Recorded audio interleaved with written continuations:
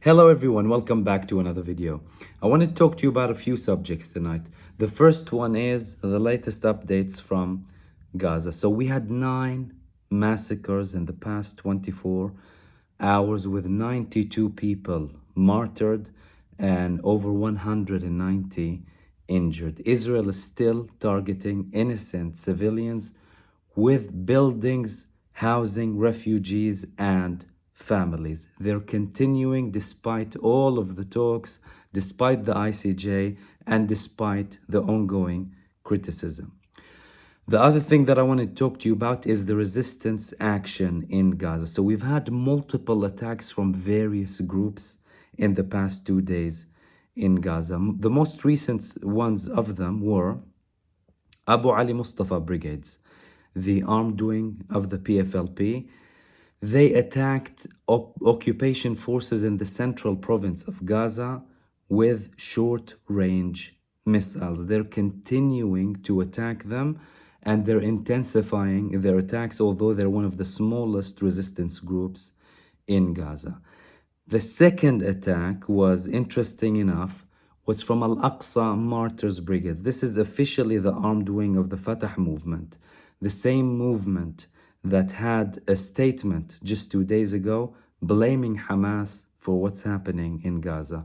Clearly, there's a big difference between the leadership and the people on the ground suffering and going through massacres. Al-Aqsa Martyrs Brigades, they fired short-range missiles in central Gaza, and also Saraya al-Quds, the armed wing of the PIJ, they took down a Skylark UAV that belongs to Israel. One of the more interesting actions was by Al-Qassam brigades, the armed wing of the Hamas. So they released images. They exclusively published a video to Al Jazeera in which they showed them monitoring a unit, an Israeli unit, that was in charge of attacking Al-Shifa hospital. It's called Shaldag unit in the Israeli army. And they published a video of how they sniped and killed Yitzhar Hoffman, who's a unit commander in the Shaldag unit, who was in charge of attacking Al-Shifa hospital. These are the main things when it comes to Gaza. In Yemen, we still have very harsh, intense actions from Ansarullah, and they're intensifying even further.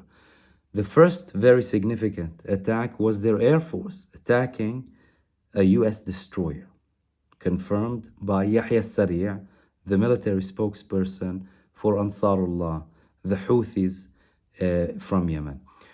The other attack was they also had 3 missile attacks confirmed by the Central Command of the US, 3 ballistic anti-ship missiles on US destroyers. They're not toning it down.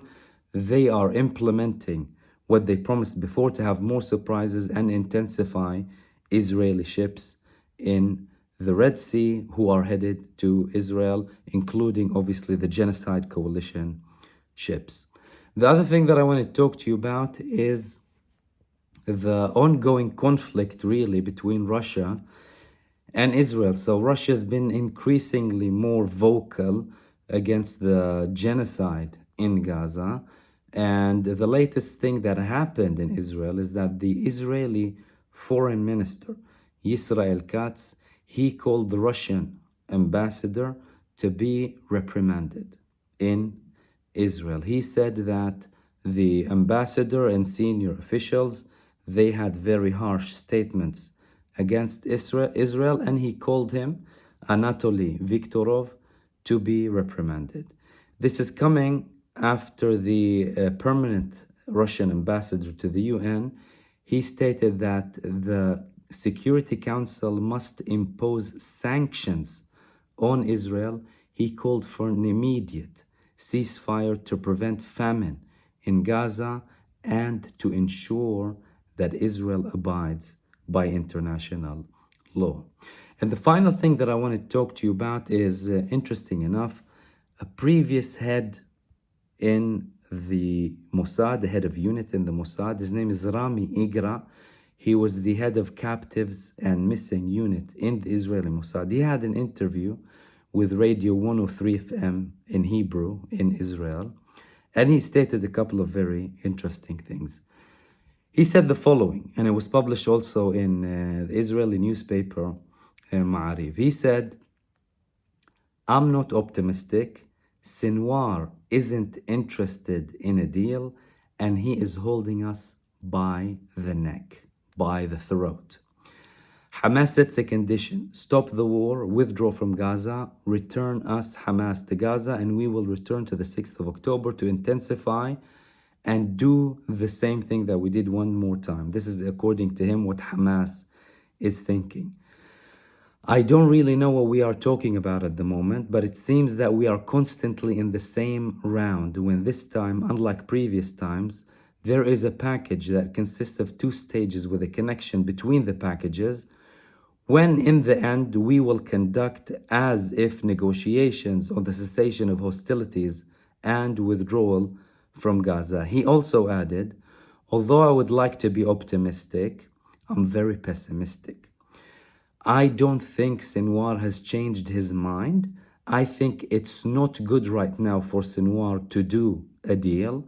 And I think all of us in the media, when we talk about a deal, yes or no, we have to look at whether it's good for Sinwar and where he wants to go, not where we want to go.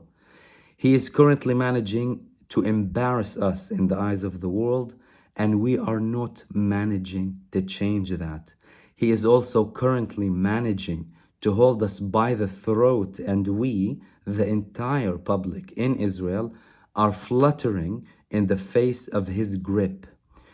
It is us, we have to admit our own shortcomings and hope that in the future, in the end, we will succeed to eliminate him, and also to eliminate this movement, at least physically, which plots beyond the border how it kills us. These statements from previous head of unit in the Mossad are not new to previous senior figures in the Mossad and the Israeli military intelligence community, particularly ones who had previous positions and who are not directly aligned actively with the government at the moment, because if they were aligned, they know that they have limits to what they can say, and there are repercussions to their statements. But the previous head of the Mossad himself, Tamir Prado, said previously, and I quoted him at the time, that if we continue down this path, we're doomed. Previous heads of units in the military intelligence directorate, for example, they said we are unable to win this war. We can't have 2 fronts.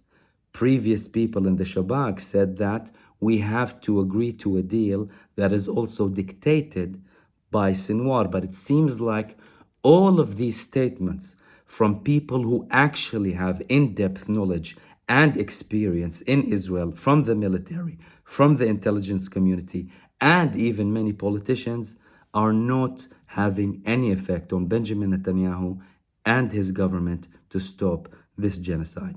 These were the main things that I want to talk to you about in this video, and I'll see you soon in the next video. Take care.